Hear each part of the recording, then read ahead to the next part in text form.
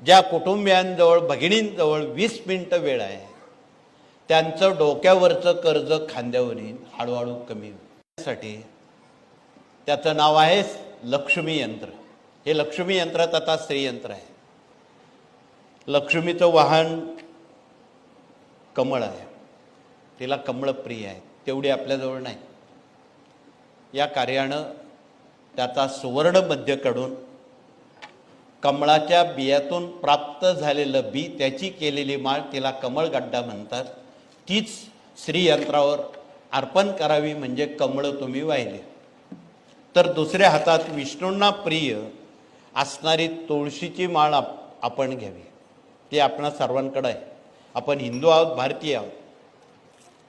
या माळेवर विष्णू गायत्री, लक्ष्मी गायत्री आणि कुबेराचा मंत्र म्हणावा. तदनंतर